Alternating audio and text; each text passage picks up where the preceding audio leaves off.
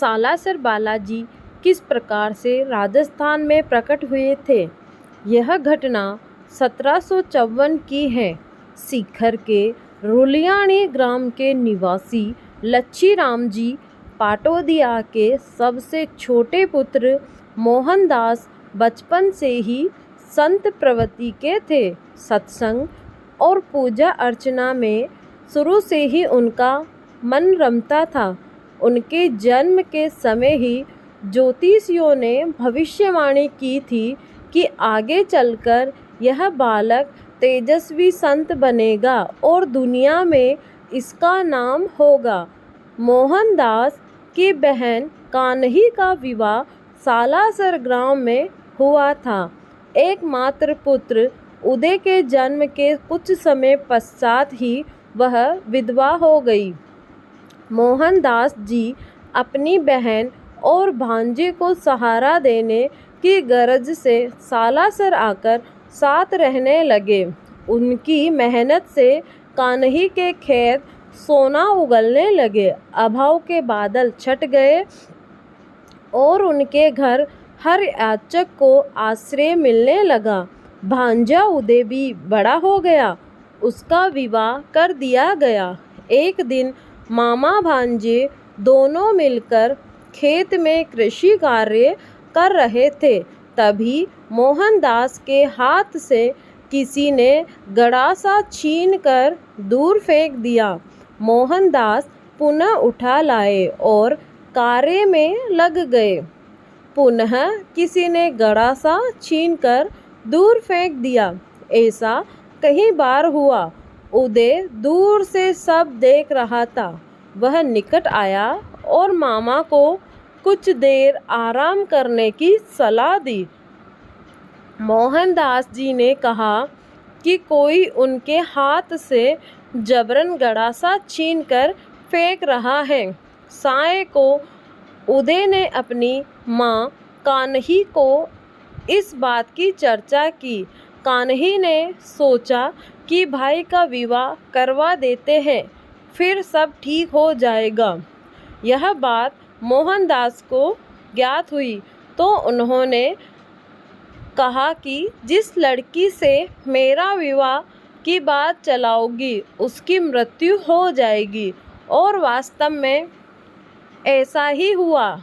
जिस कन्या से मोहनदास जी के विवाह की बात चल रही थी वह अचानक ही मृत्यु को प्राप्त हो गई। इसके बाद कान्ही ने भाई पर विवाह के लिए दबाव नहीं डाला। मोहनदास जी ने ब्रह्मचर्य व्रत धारण किया और भजन कीर्तन में समय व्यतीत करने लगे। एक दिन कान्ही ने अपने भाई और पुत्र को भोजन करा रही थी। तभी द्वार पर किसी याचक ने भिक्षा मांगी। कान्ही को जाने में कुछ देर हो गई। वह पहुंची तो उसे एक परछाई मात्र दृष्टिगोचर हुई।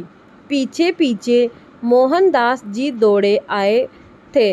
उन्हें सच्चाई ज्ञात थी कि वह तो स्वयं बालाजी थे। कान्ही को अपने विलंब पर बहुत पश्चाताप हुआ। वह मोहनदास जी से बालाजी के दर्शन कराने का आग्रह करने लगी। मोहनदास जी ने उन्हें धैर्य रखने की सलाह दी। लगभग 1.5-2 महीने पश्चात किसी साधु ने पुनः नारायण हरि का उच्चारण किया, जिसे सुनकर कान्ही दौड़ी दौड़ी मोहनदास जी के पास गई। मोहनदास द्वार पर पहुँचे तो देखते ही वह साधु वेशधारी बालाजी ही थे जो अब तक वापस हो लिए थे। देख मोहनदास तेजी से पीछे पीछे दौड़े और उनके चरणों में लौट गए तथा विलंब के लिए क्षमा याचना करने लगे। तब बालाजी वास्तविक रूप में प्रकट हुए और बोले, मैं जानता हूँ मोहनदास, तुम सच्चे मन से सदैव मुझे जपते हो। तुम्हारे निश्चल भक्ति से मैं बहुत प्रसन्न हूँ। मैं तुम्हारी हर मनोकामना पूर्ण करूँगा। बोलो। मोहनदास विनयपूर्वक बोले, आप मेरी बहन कान्ही को दर्शन दीजिए। भक्त वत्सल बालाजी ने आग्रह स्वीकार कर लिया और कहा, मैं पवित्र आसन पर विराजूंगा और मिश्री सहित खीर चूरमा का भोग स्वीकार करूंगा।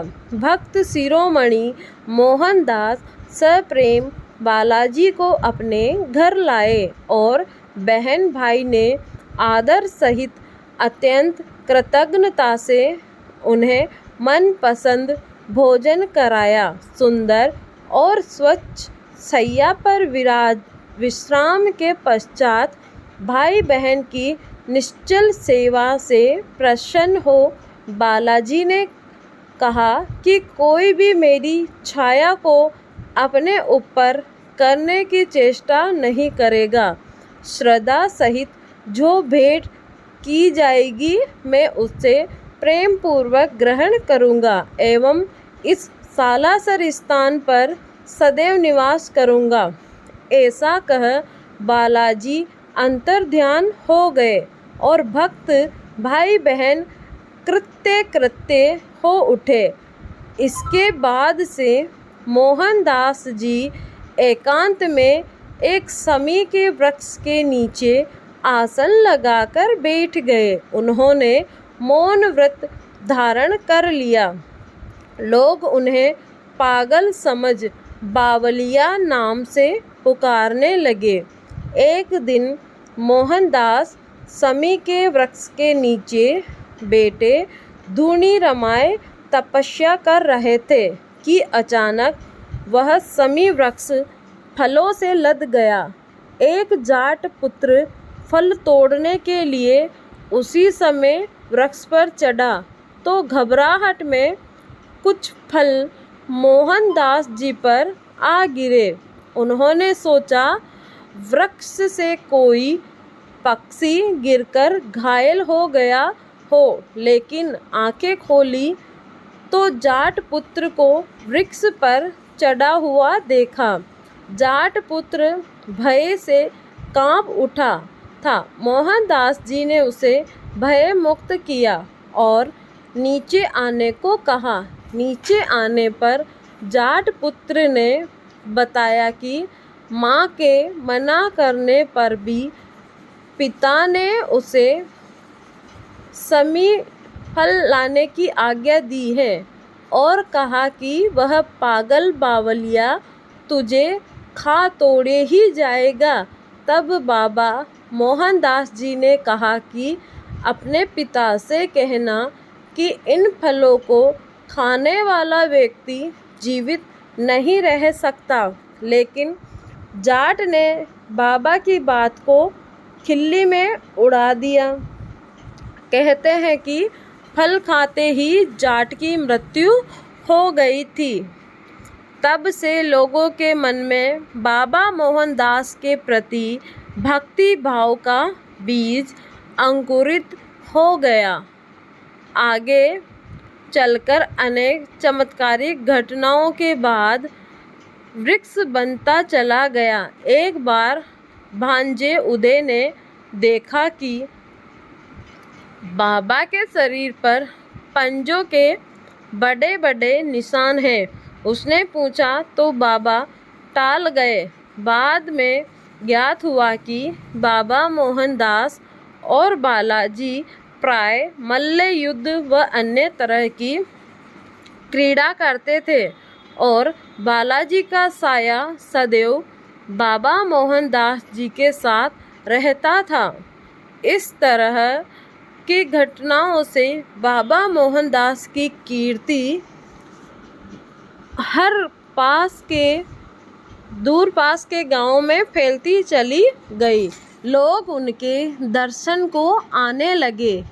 तत्कालीन सालासर बीकानेर राज्य के अधीन था। उन दिनों ग्रामों में शासन ठाकुरों के हाथ में था। सालासर बहुत के निकटवर्ती अनेक गांवों की देखरेख का जिम्मा सोबासर के ठाकुर धीरज सिंह के पास था। एक दिन उन्हें खबर मिली कि डाकू का एक विशाल झुंड था लूटपाट के लिए और बड़ा चला आ रहा है। उनके पास इतना भी वक्त नहीं था कि बीकानेर से सैन्य सहायता मंगवा सकते, अतः सालासर के ठाकुर सालम सिंह की सलाह पर दोनों बाबा मोहनदास की शरण में पहुँचे और मदद की गुहार लगाई।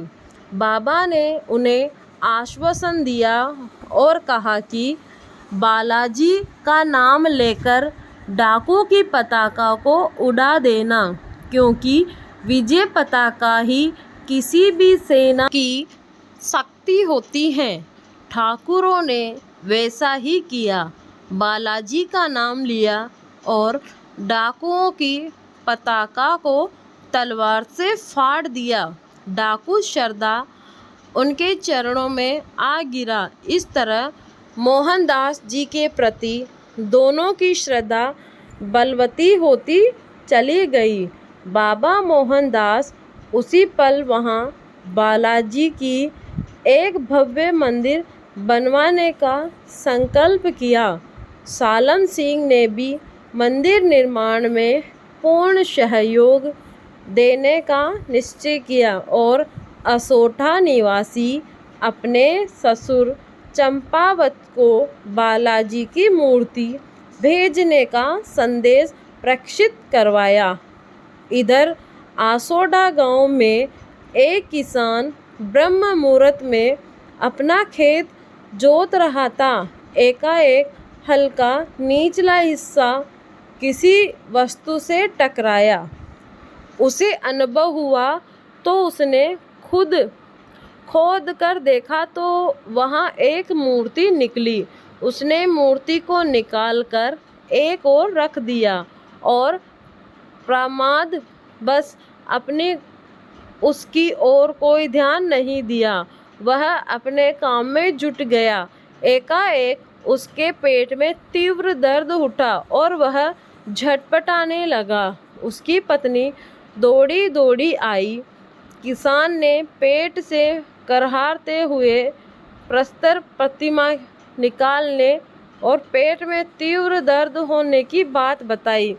कृषक पत्नी बुद्धिमती थी।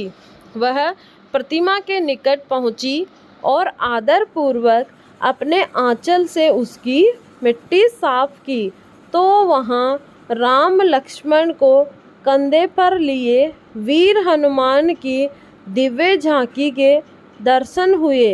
काले पत्थर की इस प्रतिमा को उसने एक पेड़ के निकट स्थापित किया और यथाशक्ति प्रसाद चढ़ाकर अपराध की क्षमा की। तभी मानव चमत्कार हुआ। वह किसान स्वस्थ हो गया। इस चमत्कार की खबर आग की तरह सारे गांव में फैल गई। आंसुओं के ठाकुर चंपावत भी दर्शन को आए और उस मूर्ति को अपनी हवेली में ले गए। उसी रात ठाकुर को बालाजी ने स्वप्न में दर्शन दिए और मूर्ति को सालासर पहुंचाने की आज्ञा दी। प्रातः ठाकुर चंपावत ने अपने कर्मचारियों की सुरक्षा में भजन मंडली के साथ सजी धजी बैलगाड़ी में मूर्ति को सालासर की ओर विदा कर दिया। उसी रात भक्त शिरोमणि मोहनदास जी को भी बालाजी ने दर्शन दिए और कहा कि मैं अपना वचन निभाने के लिए काले पत्थर की मूर्ति के रूप में आ रहा हूँ। ठाकुर सालम सिंह व अनेक ग्रामवासियों ने बाबा मोहनदास जी के साथ मूर्ति का स्वागत किया और सन 1754 में शुक्ल नवमी को शनिवार के दिन पूर्ण विधि विधान से हनुमान जी की मूर्ति स्थापित की गई। श्रावण द्वादशी मंगलवार भक्त शिरोमणि मोहनदास जी भगवत भजन में इतने लीन हो गए कि उन्होंने घी और सिंदूर से मूर्ति को श्रृंगारित कर दिया और उन्हें कुछ ज्ञात भी नहीं हुआ। उस समय बालाजी का पूर्व दर्शित रूप, जिसमें वह श्री राम और लक्ष्मण को कंधे पर धारण किए थे, अदृश्य हो गया। उसके स्थान पर दाढ़ी मूछ, मस्तक पर तिलक, विकट को है सुंदर आंखें, पर्वत पर गदा धारण किए अद्भुत रूप के दर्शन होने लगे। इसके बाद सने सने मंदिर का विकास कार्य प्रगति के पथ पर चला गया। वर्तमान में मंदिर के द्वार पर व दीवारों पर चांदी में निर्मित मूर्तियों और चित्रों से सुसज्जित है। गर्भगृह के मुख्य द्वार पर श्री राम दरबार की मूर्ति के नीचे 5 मूर्तियां के मध्य में भक्त मोहनदास जी बैठे हैं। आदाय श्री राम व हनुमान वह बाएं बहन कान्ही और पश्चिम में सुखाराम जी बहनोई आशीर्वाद दिखाए गए हैं। सालासर में वर्ष भर श्रद्धालुओं का तांता लगा रहता है।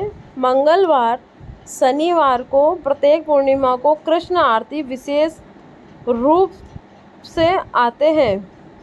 यहाँ प्रतिवर्ष 3 बड़े मेले लगते हैं। प्रथम चैत्र शुक्ला चतुर्दशी पूर्णिमा को श्री हनुमान जयंती के अवसर पर, दूसरा आश्विन शुक्ल चतुर्दशी पूर्णिमा को और अंतिम भाद्रपद शुक्ल चतुर्दशी पूर्णिमा को। इन मेलों में लाखों भक्त श्रद्धालु आते हैं। इस अवसर पर छोटा सा सालासर ग्राम महाकुंभ के से कम नहीं लगता। सालासर हनुमान धाम राजस्थान के चूरू जिले में स्थित है। यह जयपुर बीकानेर राजमार्ग से सीकर से लगभग 57 किलोमीटर, सुजानगढ़ से 24 किलोमीटर दूर स्थित है। यहाँ पहुँचने के लिए जयपुर से व अन्य स्थानों से पर्याप्त परिवहन साधन उपलब्ध है। किराए की टैक्सी सेवा भी उपलब्ध है। इस धाम के बारे में यह प्रसिद्ध है कि यहाँ से कोई भी व्यक्ति खाली हाथ नहीं लौटता। सालासर बालाजी सभी की मनोकामना पूर्ण करते हैं।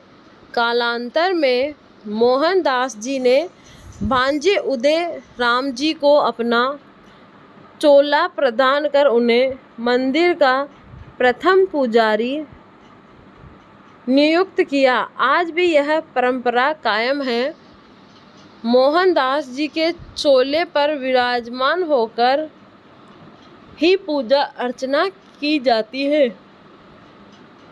संवत 1850 की वैशाख शुक्ल त्रयोदशी को ब्रह्म मुहूर्त में बाबा मोहनदास जी ने समाधिस्थ हो गए और स्वर्ग आरोही हो गए। उस समय कहते हैं कि जल की पुकार के साथ पुष्प वर्षा होने लगी थी। अनेक लोगों ने बालाजी के प्रत्यक्ष दर्शन किए थे, जो अपने सख तुल्य मोहनदास को आशीष दे रहे थे। आज सालासर भक्तों का एक पुनीत तीर्थ है। यहाँ आने वाले भक्तों को जब बालाजी के चमत्कार देखने को मिलते हैं, आदिकाल से सालासर बालाजी ही एक उर्वरक के रूप में दर्शनार्थियों का कष्ट निवारण कर अपने सखा मोहनदास को दिए वचन का निर्वहन कर रहे हैं। दोस्तों, अगर हमारे सालासर बालाजी की कहानी आपको पसंद आई हो तो ज़्यादा से ज़्यादा अपने YouTube चैनल को सब्सक्राइब करें, वीडियो को लाइक शेयर करें। धन्यवाद।